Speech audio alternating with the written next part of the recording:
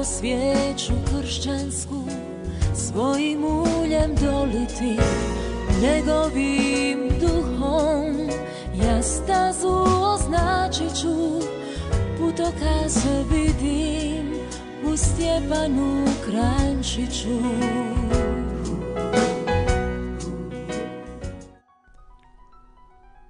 Isuse, djetešce malo, ja nemam darova pastira, ni pjesme anđela tu nema. Tek jedno što sluga ti sprema, to malo dobre volje. I želja da postanem dijete, čisto i nevino ko ti, moj Bože. Ovo su stihovi 20-godišnjega bogoslova Stjepana Kranjčića. Isus je čuo njegove riječi i ispunio mu želju.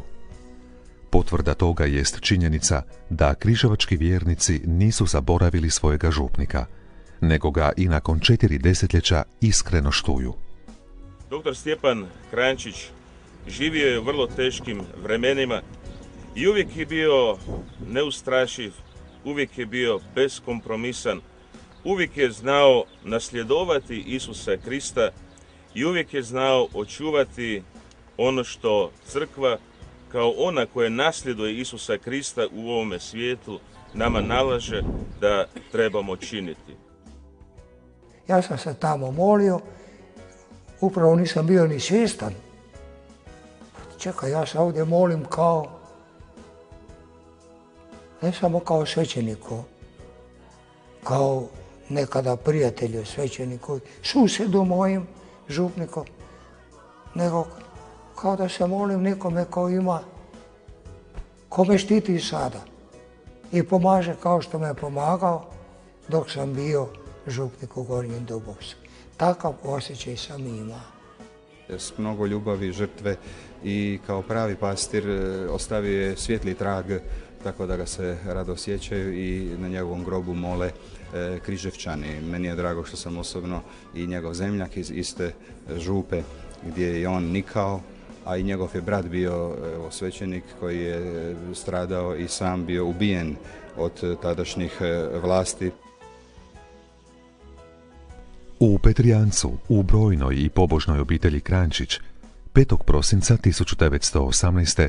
kao najmlađe dijete u obitelji rodio se dječačić Stjepan. Majka mu je bila Mara, djevojački papec, a otac Josip Kranjčić. Bila je to velika pobožna obitelj u kojoj je rođeno 10 djece, a pola djece, nažalost, je umrlo u vrlo ranoj dobi.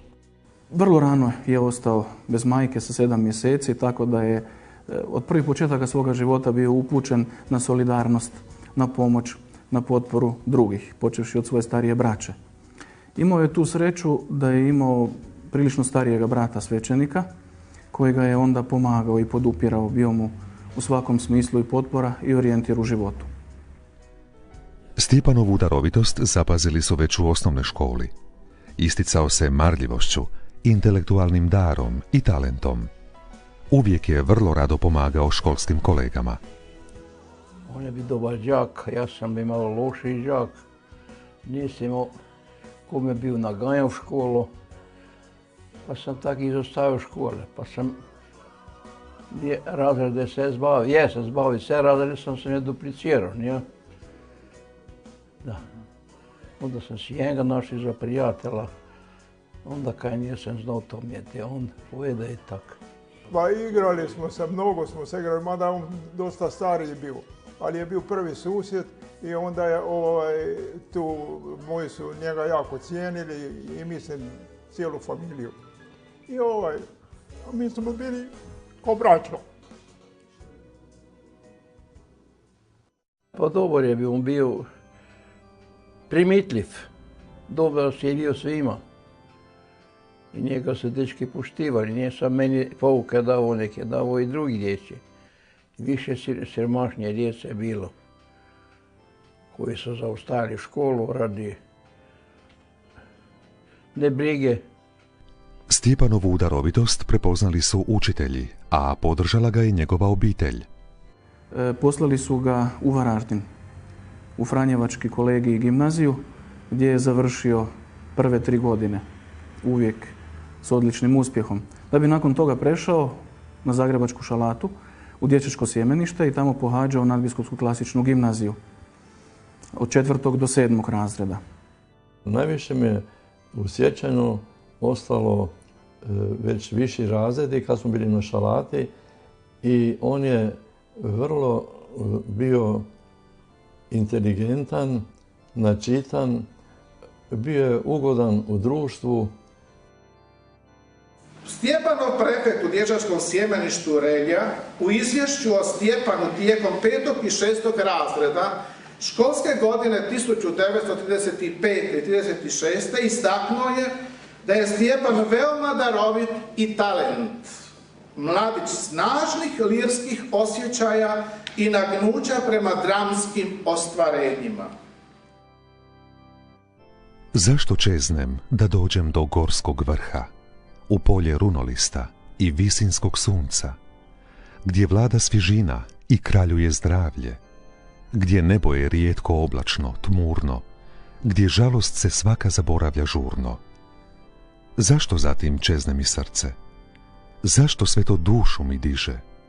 Jer gore tebi, Bože, sam bliže. Sjemenište je napustio godinu dana prije završetka gimnazije, te je otišao u Donjogradsku gimnaziju, gdje je i maturirao. Čini se kako su razlog bile trzavice, nastale u tadašnjem katoličkom pokretu. One nisu mimoišle ni sjemenište, a prijepora je bilo i među profesorima i među sjemeništarcima. Međutim, nije njega napustila želja da postane svećenik. Tako da je bio primljen u nadbiskupsko bogoslovno sjemenište, upisao se na Katolički bogoslovni fakultet koji je uspješno završio 1943. godine i bio ređen za svećenika po rukama nadbiskupa Alojzija Stepinca. Veličasni Mato Repić zaređen je za svećenika istoga dana kada je i Stjepan Kranjčić. Dogodilo se tako da je nadbiskup Stepinac po mojem sudu poručio rektoru Šeperu nek sve sredi tako da bi mi što prije bili ređeni jer je bio na Zagreb bombardiran. I tako je dogovoreno bilo da smo mi u nedjelju 6. lipnja 1943. godine bili u Zagrebačkoj katedrali po nadbiskupu dr. Alojziju Stepincu, danas blažniku, ređeni za svećenike.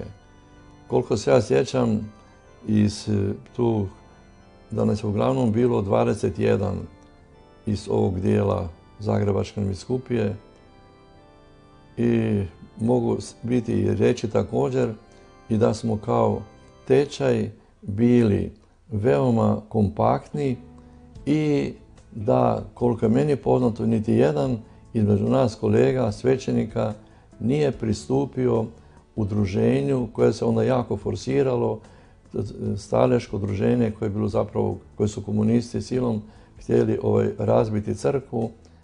Mladu misu služio je u Ozlju, a svečanost je organizirao njegov 16 godina stariji brat Matija, koji je tamo bio župnik.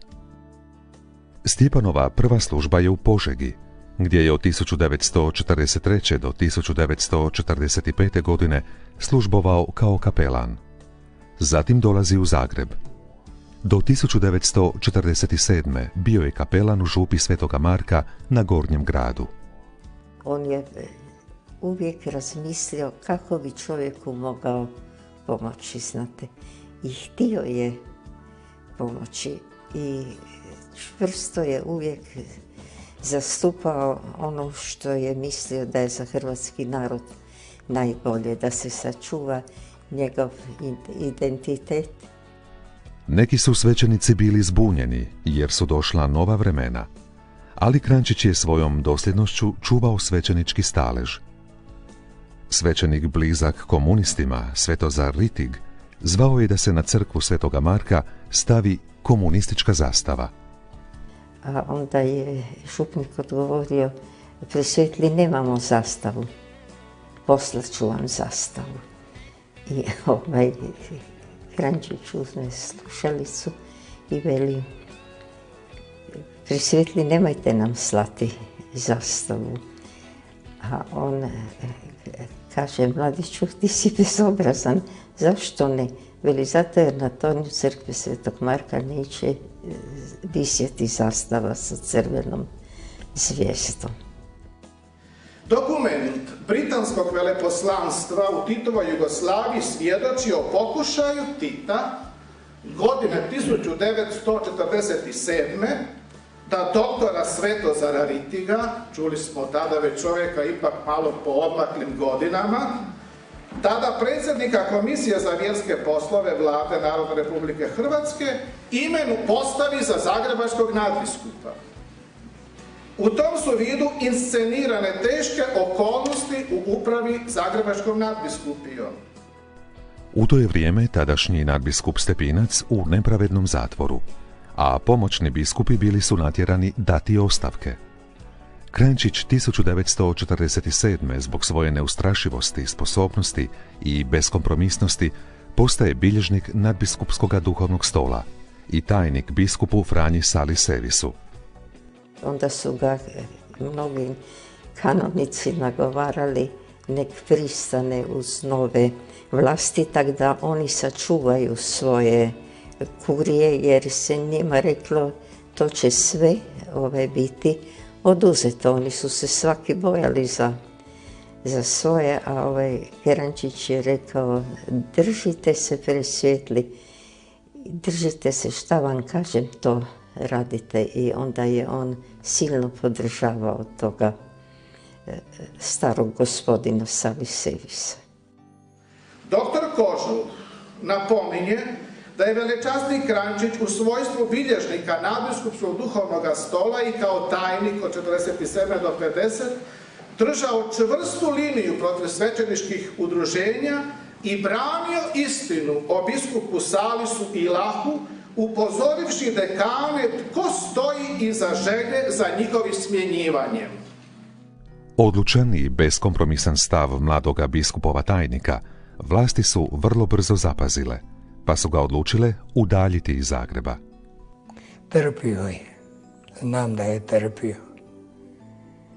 Ja ne znam nisam siguran sjećanje, ali mislim da je on bio u pritvoru i da su ga tukli jako.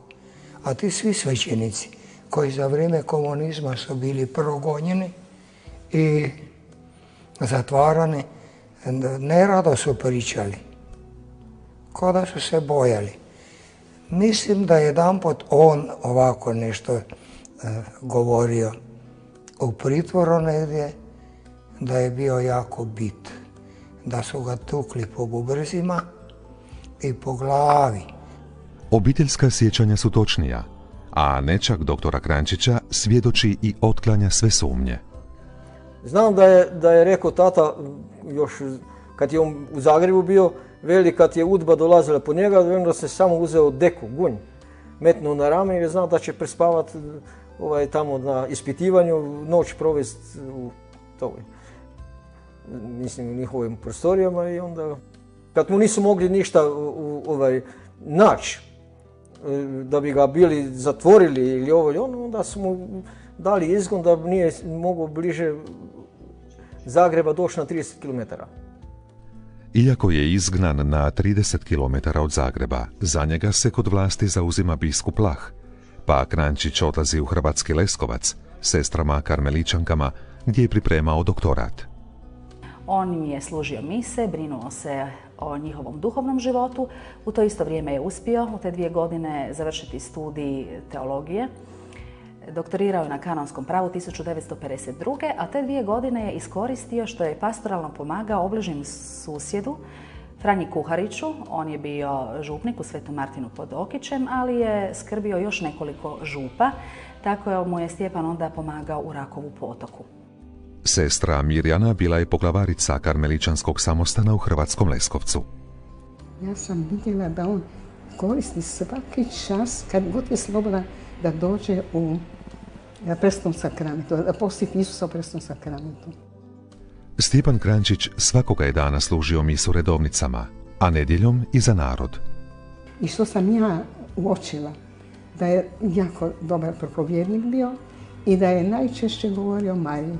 On nije nikada propovijedao da Mariju nije spomenuo, a to je mene jako očaralo. Želeći što više živjeti svoje svećeničko poslanje, Kranjčić je pomagao tadašnjem župniku u Rakovu Potoku Franji Kuhariću. Kuharić i Kranjčić su se poznavali još tamo iza rata.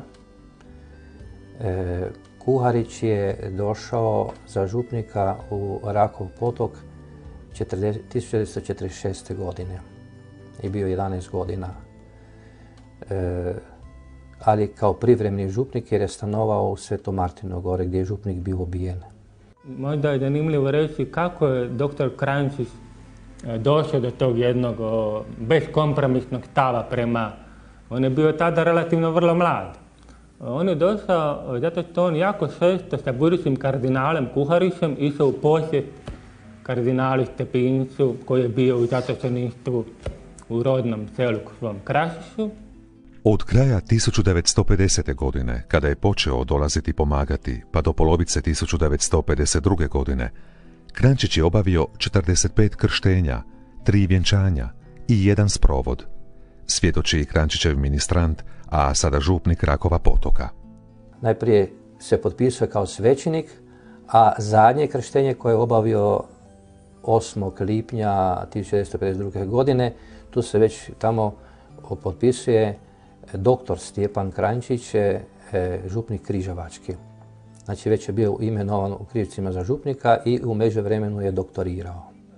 Uvijek vjerodostojan i vjeran svojem nadbiskupu Alojziju Stepincu, Kranjčić brani i promiče istinu o njemu. Smatra da je neprihvatljivo biti član svećeničkog udruženja, koje je nadzirala komunistička tajna policija UDBA. Ne ulazeći sada ni u sam nadbiskupov napor oko čuvanja crkvenog jedinstva, želim reći samo to da je on to stališko svećeničko udruženje Svetog Čirila i Metoda smatrao đavolskim dijelom, što je i bilo plod UDBE, izdaja crkve, uključenje u vožnju đavolskih kola Judin poljubac.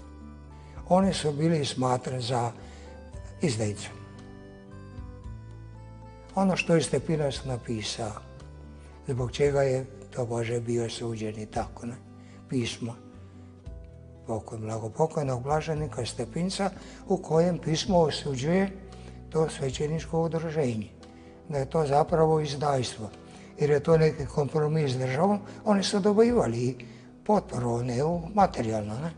Ali za to su dobivali i svezane ruke u navještanju evanđelja.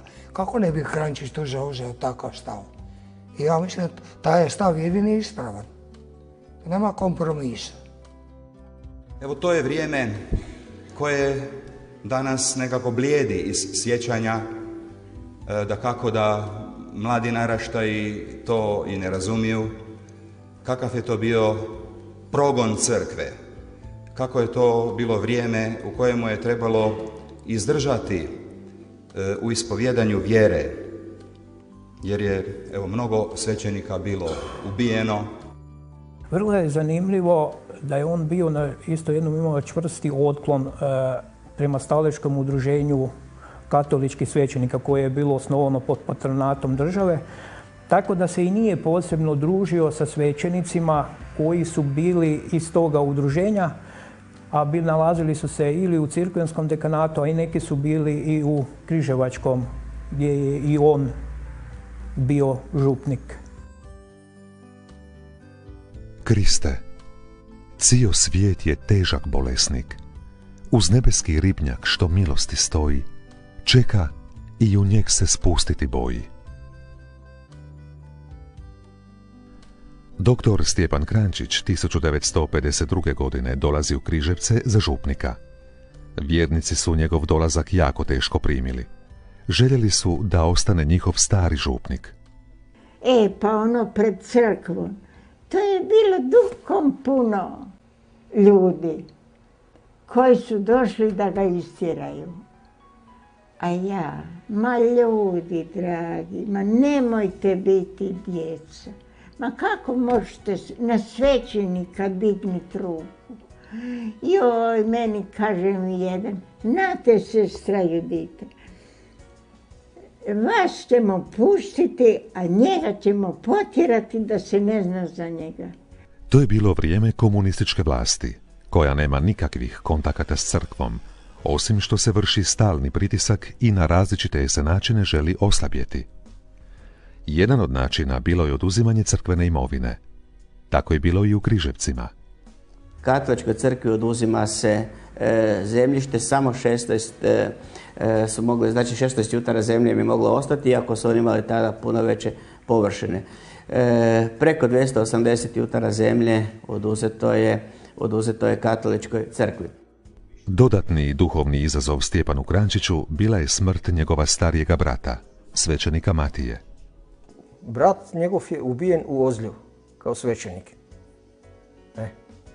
On je ubijen u Ozlju 45. godine. Iza toga, velim vam, to je vjerojatno bio oprošteni njegov dolazak u Petrijanec i tako, i poslije ga više nije bilo. A velim, moguće je pokojnog strica Stjepana to pogodilo tako da je se odbio od Petrijanca, a nije inače on nije dolazio.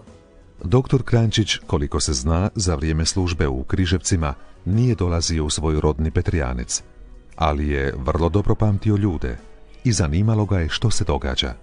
Nije smio dolaziti poslije, jer pratili su ga. I to mi je tam sam rekao Križevcima, veli čuj, ja bi više put došao u Petrijanec, ali ja sam tu određen u Križevac, Zagreba su me deložirali i veli, ja ne ufam se dolaziti u Petrijanec, a veli mogu samo nekome nanijeti štetu svojim dolaskom.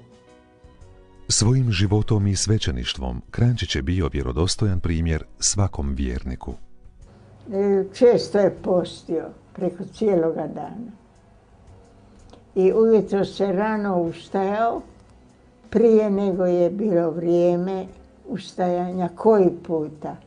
I onda sam išla na kor da vidim je li on u crkvi, tamo ima kor, ova crkva. Pa se vidi, iz moje sobe ide se na kor. Onda sam lako mogla pogledati, pa on je uvijek klečao i molio do mise. Gledano iz moje današnje perspektive, ljudi obično vole slušati one koji nemaju napisane govore. Koliko se ja sjećam, ja nisam nikada vidjela da je naš župnik imao nekakvi predložak, nekakvi tekst pred sobom, nego je doista govorio iz srca. Jasno, jezgrovito, da bi ga svako mogao razumjeti. Kranjčića su nazivali vojnikom Stepinčeve vojske, jer je čvrsto zagovarao jedinstvo crkve i njezinu vjernost Rimu, te sva ostala stajališta kardinala Stepinca. Na području Križevačkog Kotara bilo je 25 katoličkih svećenika. Kranjčića i još dvojicu kolega komunisti su smatrali narodnim neprijateljima i vođama otpora prema vlastima. Oni javno nastupaju u svojim crkvama, javno pozivaju narod da mora vjerovati, da se odupre materialističkom, ateističkom svjetonazoru itd. I da su na tu trojicu stalno traju pritisci, i egzistencijalni, i socijalni itd. Međutim, to nikako nije uspjevalo, pogotovo kod doktora Kranjčića koji je bio svojevrsni vođa te male grupe. U jednom izvješću policijske stanice Križevci Kranjčića se spominje kao izravnoga neprijatelja komunizma. Da je on taj koji okuplja, znači, pučanstvo, odnosno okuplja narod u crkvu, da ih poziva, znači da je on najodgovorniji, da tako kažem, za to što je još uvijek premali broj komunista. Čak niti do 2%, i to se govori u izvještajima policije, i to je bilo za njih vrlo zabrinjavajuće. Naime, u drugim krajevima Hrvatske i tadašnje Jugoslavije taj postotak je bio puno veći. Imate vrlo elaborirane izvještaje koliko je to bilo masovno posjećivanje tih njegovih predavanja, misa, gdje on poziva ljude pogotovo roditelje, da moraju slati svoju djecu na vjeronauk, da to, on se čak i njima i prijetio, da Bog im to neće oprostiti, zar ne? Mislim, jedan beskompromisni borac za vjeru i vjersko osjećaj. U Križevcima je od komunista dobio epitet neprijatelja narodne vlasti. Smetao je, bio je očito prejak. Dakle, upravo zbog njegovog monolitnosti, zbog jedne izgrađenosti, zbog jedne formirane svoje osobnosti, tog čvrstog svog identiteta koji je imao, dakle, sve dimenzije, i čovječne, i vjerske, i nacionalne, i svećeničke, on je zapravo danas svakome čovjeku evo poticaj da i mi ne ostanemo negdje na počecima ili na nekim sredinama našeg životnog razvoja, nego da i mi izgrađujemo svoj identitet. Kranjčić je bio pozivan na informativne razgovore, kaže maestro Kranjčević. Zasigurno ih je jako ljutio. Jednom je na blagdan Svete Ane svečani objed potrajao do navečer. Onda su provalili unutra ti drugovi iz komiteta i ugasili su svjetla i počeli su bacati flaše, stolce, porazbijali su, demolirali su župni dvor, tu veliku salu, u palača kako se to zove. I tu je čudom Božim nije niko izgubio glavu, odnosno bio teže pozlijeđen, jer velim vam, to su pivske flaše i stolci letjeli. Ja sam to vidio dan iza, jer smo se sreli i on je meni rekao, odi pogledaj kako to izgleda, još nije ništa dirnuto, jer je čekao uviđaj, odnosno on je to fotografirao i podnio je tužbu. Jasno da od toga svega nije bilo ništa. Sestra Judita svjedoči o činjenici da je, osim pobožnosti i česte molitve, Kranjčić živio asketski. Kad ja ujutro dođem da ću napraviti krevet, on kaže, ne, hvala, ja sam već napravio. A iz početka, dok nisam ga upoznala, ja sam mislila, Bože, kako to ipak i onako napravi kao ja. Onda sam ja malo sakrivečke, malo polukala ujutro, je li on to pravi. A njega sam našla dolje ležeći na podu bez ičega. On je dolje ležao kraj kreveta. On je i postio, to znam. Osobito korizmu i adventu. Znao je i kruh i voda. Dakle, sve što ja znam o njemu što ne bi bilo nekako u njegovo stvarno sveto svećeničko življenje, to je jedino što je možda bio nekad nagao. Ali to samo za Božju stvar, a ne za nešto ovako. Kranjčić je bio jako gostoljubiv. Uvijek je zvao svećenike, ali i mnoge vjernike da mu dođu na ručak. Prošla je malo koja nedjelja ili blagdan da nije nekoga ugostio. Posebice je volio okupljati kolege svećenike na duhovnu obnovu. On je držao često rekolekcije našim svećenicima, ja se uvijek sjećam da je govorio da mi moramo jako paziti na čistoću svojih ruku, jer primamo tijelo Isusovo i dajemo, jeli? Svaki četvrtak smo mi morali biti u Križevcu. Jasno da smo imali malo klečanja, zajedničku molitvu, a onda i agape i tako. On je znao to nas držati. I dok jedan četvrtak nisam došao, jer je tamo potok Černec nabujao, pa nisam preko mogao. On je došao brzo mene vidjeti. Vjernici su u vrlo malo vremena prihvatili Kranjčića, pa su ga zvali da miri mnoge posađene ljude. Ima razumijevanja, dakle, i širine za ljude koji su čak u određenoj fazi svoga života lutali i koji su zastupali nešto što on apsolutno nije mogao prihvatiti, niti se mogao pomiriti sa tom ideologijom. Zlatko se kandidirao za studentski dom. Rekli su mu da će dobiti dodatne bodove ako se upiše u komunističku partiju. Sve je bilo dobro dok za to nije doznala njegova baka. Ja sam došao doma, ja sam to rekao mami i mama je rekla baki. I baka više s menom, gotovo. Rekla mi je da sam antikrist i da se više s menom neće razgovarati. I sad vam hoću reći, ja sam dan iza toga otišao doktoru Kranjčiću i to sam mu sve ispričao. On je rekao, dijete moje, ti nećeš biti lošiji niti Hrvat, niti katolik, radi toga ja ti to opraštam i dragi Bog će ti to oprostiti. Ja sam otišao doma, tu večer je on došao k nama. I nakon 15-20 minuta je u našu dnevnu sobu su došli on i baka. I baka me zagrla i rekla je, dijete, ja ti opraštam. Evo ga. To je bio dr. Kranjčić. Stjepan Kranjčić mlađi nekoliko je puta posjetio svoga strica.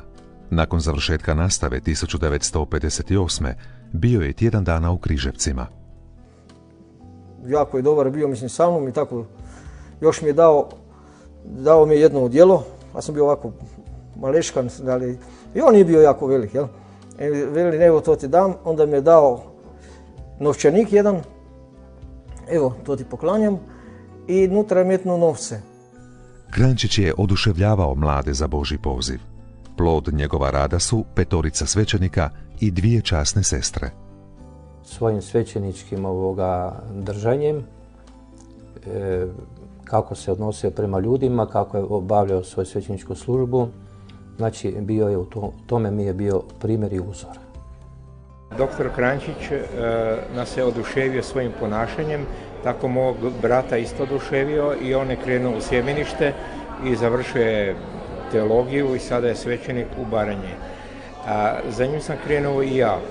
Međutim, eto, nakon 3 mjeseca boravka na Šalati, Voćarska 106, došla mi je djevojka u posjete i eto, napustio sam sjemenište, vratio se doma cijela hajka, pola godine školske nisam imao kamo. Onda sam upisao školu u Pakracu i na odlasku išao sam ministrirati kao svako jutro u 6 sati ujutro i Kranjčić je meni pristupio, znao je sve, nije mi nikada ništa prigovorio, nego me je obdario sa lijepim novčanim prilogom. Ja sam se iznenadio jer nikad, on je bio za djecu i uvijek nam je davali bombone i ministrantima novce i tako, ali ovako veliku svotu novaca nisam dobio nikada. Doktor Stjepan Kranjčić bio je čovjek kojega se moglo lako slijediti, zato jer je bio vjerodostojan svećenik. Kranjčić nije kao svećenik bio samo kao neki kultni službenik, kao neki privatni služitelj bez ikakve dušobrižničke dimenzije, naprotiv, on je okupljao zajednicu, stvarao oblak svjedoka da budu svjesni važnosti Euharistije kao sastavnog dijela javnog života. Kranjčić je bio neumoran, jasan, bez kompromisa navjestitelj evanđelja. Sazivao je, skupljao Božji narod, te spasonosnom riječju u srcima onih koji nisu vjernici budio, a u srcu vjernika hranio vjeru da raste. On je još onda, prije koncila, znao reći, dečki, svećenici, gledajte i pravoslavne crkve i protestantske sve, kao sestrinske crkve prave jedne svete katoličke. Dakle, nije samo rimska katolička.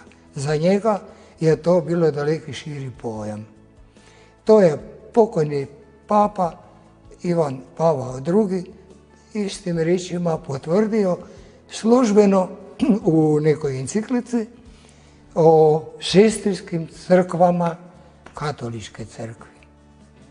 Petar Lovašen bio je kapelan križevačkom župniku nešto manje od godinu dana. On nije štedio ni sebe, niti druge. Dakle, nikad se nije moglo primijetiti da bi on pravio prednost prema nekakvim tim, kako je to u Križevcima, Gornji grad, Donji grad, pa obrtnici, ne. On je tu s te strane bio prema svima dobar i tako sam ja to doživljavao i kasnije kad sam dolazio u Križevce i sretao ga. Moglo bi se slobodno reći da njegovo svjedočanstvo, svećeničko, vjerničko, bila je možda najsnažnija karika u ovom lancu pastoralnom, katehetskom. Jer uglavnom ljudi koji su njegovi vjeroučenici se izražavaju i vole istaknuti da ih je najviše odgajao svojom ljubavlju, toplinom i svjedočanstvom. Kranjčić je bio iznimno obrazovan. Govorio je više jezika. Iako rođeni kajkavac, Govorio je hrvatskim književnim jezikom. Ono što posebno pamtim, evo, kao vjeroučenica velečasnog Kranjčića, to je činjenica da je njegovao pučku popjevku i uvijek nam je i na vjeronauku znao govoriti: znate, djeco, pjesma je i molitva i zdušno molimo kad pjevamo. On je obožavao klasičnu glazbu i dolazio je u Zagreb na predstave, na koncerte kad je čuo da nešto ima interesantno, a tamo sam ja vodio djevojački i veliki župni zbor za svečanosti i za nedeljne mise kad sam bio za vrijeme ferija kod bake i djeda. Ana je bila mlada srednjoškolka, imala je krizu vjere, a jedan dolazak na vjeronauk Stjepanu Kranjčiću promijenio joj je život. Vjeronauk je bio veliki poticaj za sakramenat pomirenja, to jest svetu ispovjed, i evo onda je počeo proces moje promjene i mojeg mijenjanja dotle da sam čak zaželjela da budem i u duhovnom staležu koji sam i s vremenom ostvarila. Kad sam došla na studij u Zagreb, onda sam upoznala ovu svoju zajednicu, Mala obitelj Bezgrešnog srca Marina, dakle svjetovni institut, Bogu posvećene osobe, ali nemamo uniforme, nego smo Bogu posvećeni laici. Kad smo imali vjeronauk, onda je naš pokojni župnik uvijek stajao evo ovdje kod ove udubine i odavdje je on nepresušno zapravo govorio o Kristu, o Isusu, upoznavao nas sa Biblijom, upoznavao nas zapravo sa našom vjerom i svim duhovnim vrijednostima. Kranjčić je bio preteča multimedijskog pristupa nastavi. Znao je na zanimljiv i aktualan način prenijeti riječ Božju. Puštao je toj djeci, u tom vremenu nije bilo filma, one filmiće o svecima, a podnatpisi, oni napisi su bili na talijanskom i francuskom. A kako je on dobro znao te jezike, on je to prevodio, a ujedno je i tumačio jezik, ali to je isto i koristio za svećenike kojima je držao rekolekcije, znači duhovne vježbe. Drugi dio to je bio rad sa ministrantima, okupljao ih je oko sebe. Iz plejade tih ministranata 5 su se kasnije zaredili i svećenici su ili u Zagrebačkoj nadbiskupiji ili drugim biskupijama u Hrvatskoj. U ono vrijeme imati, ne znam, filmska platna, prikazivati filmove, bilo je to izazov, ako znamo u kojem je to vremenu. I ne toliko sama tehnika do koje se moglo doći, ali ta sposobnost da se prepozna koliku moć ima medij u prenošenju, evo, i radosne vijesti i evanđelja. Sjećam se jedne teme koja bi danas bila neobična. Tema reklama. Kad je najavio temu reklama, mi smo mislili što će sada pod tom temom reći, šta se ima pod temom reklama reći. I to u vrijeme kad nisu reklame bile tako masovne kao danas. A on je pod reklamom rekao kako se iza blistavih reklama krije prevara, krije se nešto što nije. I učio nas je da ne uveličavamo događaje, da ne dodajemo nešto što nije, zato da bude slasnije čuti. Gospođa Izidora 15 godina bila sakristanka u crkvi Majke Božje Koruške. Svjedoči o dobroti križevačkoga župnika. Djecu je uvijek znak Svetoga križa stavljao na čelo i blagoslivljali ih je. Strašno je volio djecu i puno je molio i puno je učio. I sve je stigao i svud je išao za onim biciklom, poslije ne znam kad je motorčić one kupili to.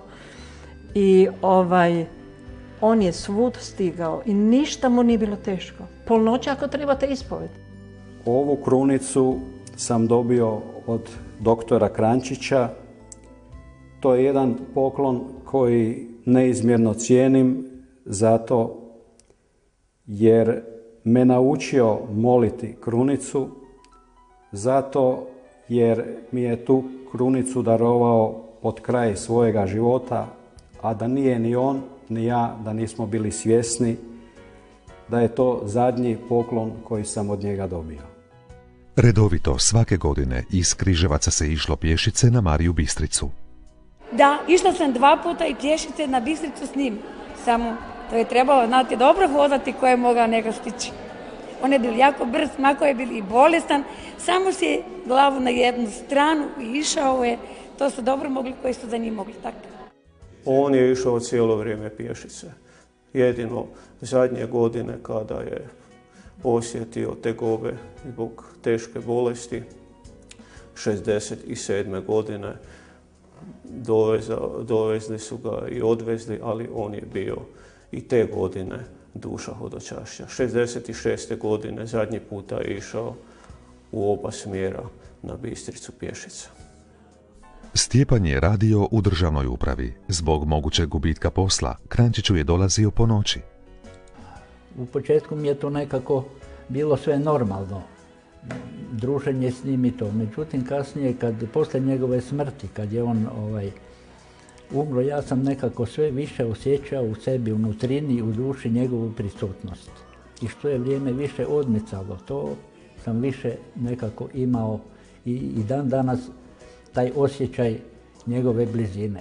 Kranjčićeva vrata bila su otvorena svima, i to doslovno 24 sata dnevno. Župnik Kranjčić je na osobiti način bio sabiratelj zajednice. Mislim da je to nešto što na osobiti način treba istaknuti, jer uistinu je u tome vidio svoje poslanje i revno ga vršio, uvijek za čovjeka, bilo da ih je zvao da tako volimo k sebi, bilo da je sam išao k njima, stvarajući jednu kompaktnu, čvrstu zajednicu, a na osobiti način ne smijemo to ispustiti, i radi toga što u to doba nije baš bilo jednostavno biti kršćanin, nije bilo jednostavno biti angažiran kršćanin. On je bio s te strane posve normalan čovjek, ali je bio vrlo samozatajan. Čini mi se da je čak radi štosa zapalio 2-3 put cigaretu, a njegov bivši kapelan koji je bio nekoliko godinica Ivica Kršak, on je strašno puno pušio. I ja sam pušio i nije mi prigovarao. Dakle, s te strane je doktor Kranjčić bio normalan čovjek. Sve se činilo dobrim, a onda je župnik počeo teturati u hodu. Zlobnici su govorili da se Kranjčić počeo opijati. Ja dođem, on se ustao i veli daj pogledaj šta se meni događa, i krene hodat i zanaša ga, nosi ga u lijevu stranu. To je tipična pojava kod tumora malog mozga. I on je dan ili 2 iza toga išao u Zagreb, tu nisu htjeli ništa, konstatirali su to, nisu htjeli ništa, uputili su ga u Švicarskoj isto nisu htjeli ništa dirati u to, no u Rimu su ga operirali. Prije odlaska u Rim boravio je u Zagrebu na pretragama. Došao je u zimsko vrijeme. Spavao je i boravio u Bogosloviji. Međutim, kako je vjerojatno od kuće brzo odlazio i ne znam koga zapravo dovezao u Zagreb, nije si uopće ponio zimski kaput, a još je bilo hladno vrijeme, dakle to je moralo biti negdje u 2. ili početak 3. mjeseca. Tako da je onda, sjećam se samo da je tu boravio nekoliko dana i da je ujutro, kad smo mi imali bogoslovi misu u našoj sjemeničnoj kapeli, je išao s nama na pričest, pa sam mu ja onda svoj zimski kaput posuđivao da si je to oblačio. Ali župnik Križevački nije zaboravio svoj kaput. Još jednom potvrdila se njegova dobrota. Imali smo jednog siromašnog dečka, Vilčan se zvao, i toga smo jako dobro poznali, preko puta naše kuće bio. I zima je bila, velečasni išel kraj njega i išel v košulji. I on mu je dao kaput svoj. I on si ga lijepo oblekel i zahvalil se. Doktor Čapek po nalogu je zagrebačkog nadbiskupa Franje Šepera našao bolnicu u kojoj će se Kranjčić liječiti. Tamo su ga operirali i izvadili su mu 1 kilu te mase, od tumorne mase van, i sve bilo dobro, međutim, on je počeo se tužiti da ne vidi dobro, znate, da vidi 7 slika. Posjetili su okulista i u početku se činilo kako će sve biti u redu.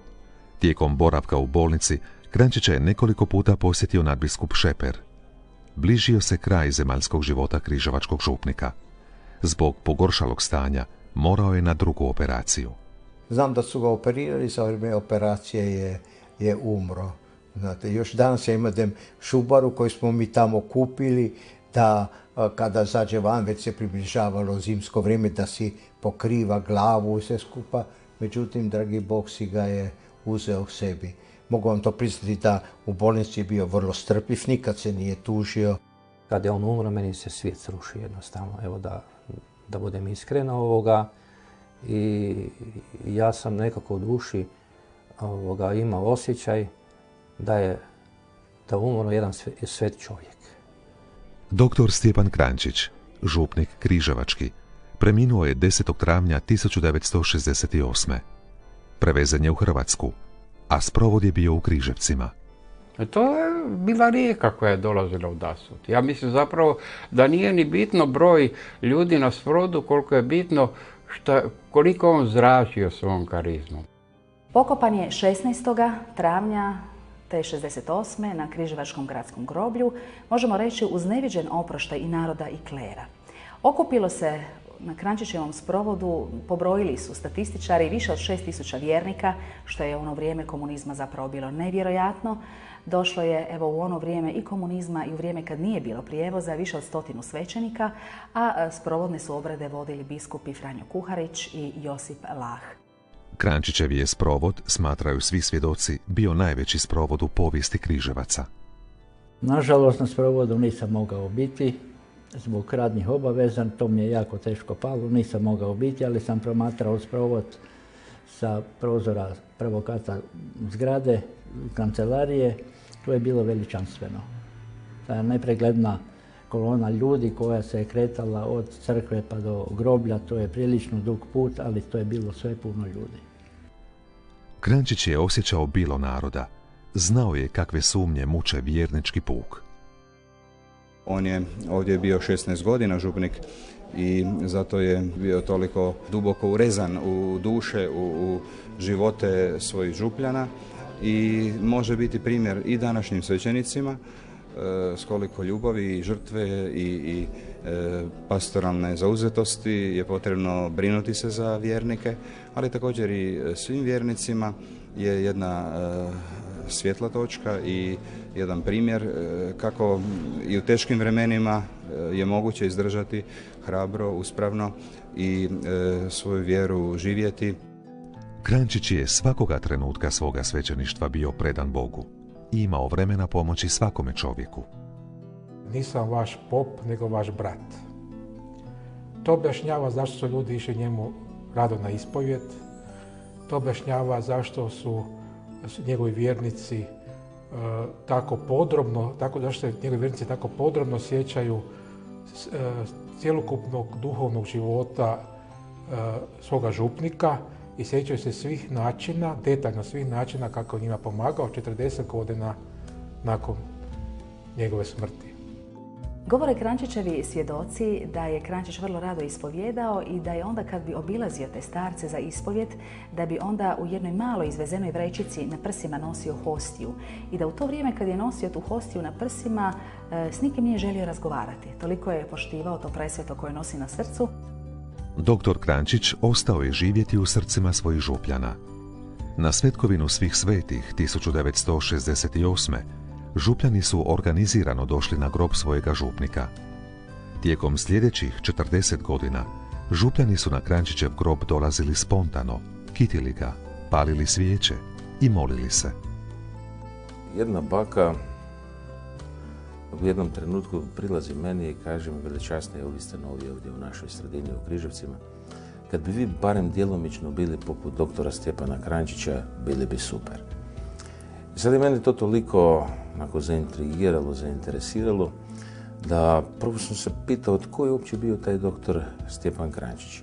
Onda sam ja vidio da je on bio križevački župnik I kako je vrijeme odmicalo, tako mi je sve više ljudi skretalo pozornost na toga svećenika. I nastojali smo nešto učiniti za tog čovjeka. Ideja nam je bila zapravo da nam on bude i nama, a posebno i svojim kolegama svećenicima uzor. Kako treba živjeti, kako treba doživljavati vjeru i kako treba služiti svojim župljanima. Župnik Križevački nedvojbeno je bio vjerodostojan svećenik, koji je svakodnevno živio svetost. Pozvani su ga slijediti svećenici i župnici, ali i svi vjernici. On je jako dobar, pobožan, da od njega sam i naučila što je imao, što se kaže, duhovne snage. Kad se spomene Stjepana Kranjčića, ja uvijek njega imam pred sobom jednoga svećenika, potpuno ozbiljnoga, kreposnoga i koji želi mnogo raditi za spasenje duša, ali koji je znao izvanredno koristiti vrijeme. Jednom je tako u razgovoru rekao da je nekrvno mučeništvo može biti i teže nego krvno. I upravo u tome sam pronašao neku najjaču vezu njegovu sa Blaženom Djevicom Marijom, jer kao što znamo ona, Blažena Djevica Marija, koja je u stvari također nekrvna mučenica, je u stvari kraljica svih mučenika. Kranjčić kao čovjek koji je prozro svoje vrijeme, želi nam biti danas poticaj da mi svoje vrijeme proučavamo, da ga studiramo, da se ne zadovoljimo samo spoznajama koje nam daju mediji.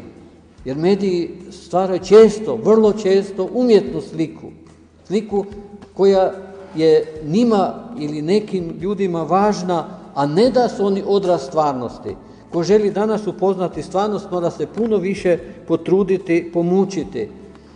A zašto je važno da mi upoznamo stvarnost? Jer kad poznamo stvarnost, onda nas se ne može manipulirati, onda se ne može zloupotrebljavati. Moguće da Stjepan Kranjčić nije po ničemu drugačiji od drugih. Dakle, i drugi svećenici su i obrazovani, inteligentni i sigurno imaju dobre kvalitete, ali o Stjepanu Kranjčiću se već 40 godina tiho promišlja u gradu Križevcima, sve do onoga trenutka kada nije mogla dalje nastaviti se ta tišina.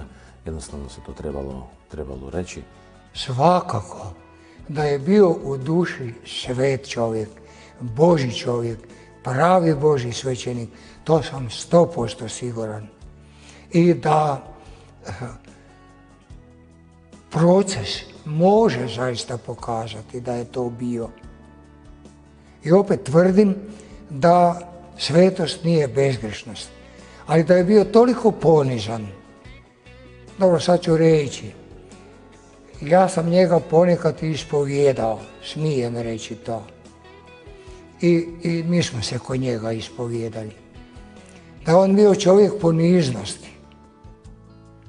Da je on znao i narodu reći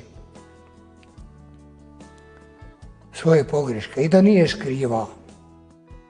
Jedino zato si Bože me zvao, jer od drugih ljudi griješnik sam veći i manje vrijedan ljubavi tvoje. Upravo zato što htio si Bože pokazati svoju ljubav i svemoć, božansku nad mojom slabošću premoć. Upravo zato zvao si mene.